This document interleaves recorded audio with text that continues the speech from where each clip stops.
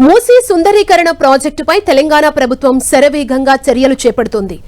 నిధుల సమీకరణతో పాటు క్షేత్రస్థాయి పనులపై సరికొత్త వ్యూహంతో ముందుకు సాగుతున్నారు సీఎం రేవంత్ రెడ్డి. కేంద్ర ప్రభుత్వ ఏజెన్సీలు, అంతర్జాతీయ సంస్థల నుంచి తక్కువ వడ్డీకే రుణాలను సేకరించి ప్రాజెక్టును అభివృద్ది చేయాలని నిర్ణయించారు.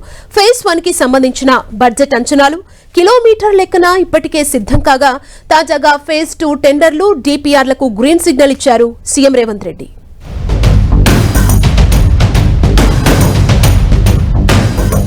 మూసీ సుందరీకరణకు శరవేగంగా అడుగులు.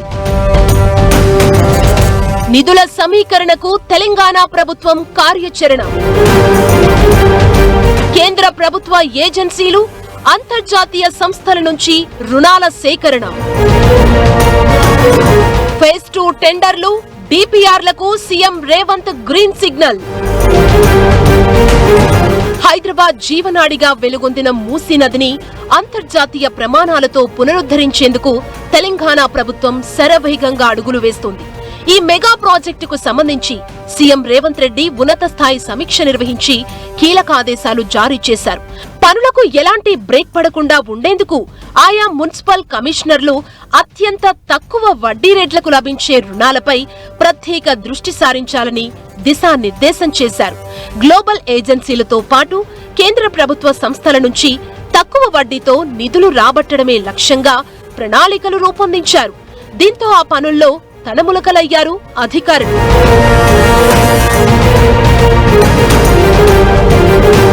మూసీ పునరుజ్జీవనంలో భాగంగా ఫేజ్ 1 కార్యాచరణ ఇప్పటికే పూర్తి స్థాయిలో రూపుదిద్దుకుంది. ఫేజ్ 1 కింద మొత్తం 21 కిలోమీటర్ల మేర మూసీ నది పరిధిని అభివృద్ధి చేయనున్నారు. ఈ పనుల కోసం ప్రభుత్వం ఇప్పటికే 7,345 కోట్ల 12 లక్షల రూపాయల పరిపాలనా అనుమతులను మంజూరు చేసింది. స్టెచ్ ఏ కింద హిమాయత్ సాగర్ నుంచి బాపుఘాట్ వరకు 9.20 కిలోమీటర్లు, స్టెచ్ బి కింద ఉస్మాన్ సాగర్ నుంచి బాపుఘాట్ వరకు 11.80 కిలోమీటర్లు మూసీ ప్రక్షాళన చేయనున్నారు. ఇలా రెండు వైపుల నుంచి వచ్చే స్టెచ్లు బాపుఘాట్ దగ్గర ప్రతిపాదిత గాంధీ సరోవర్ ప్రాజెక్టుతో అనుసంధానమవుతాయి.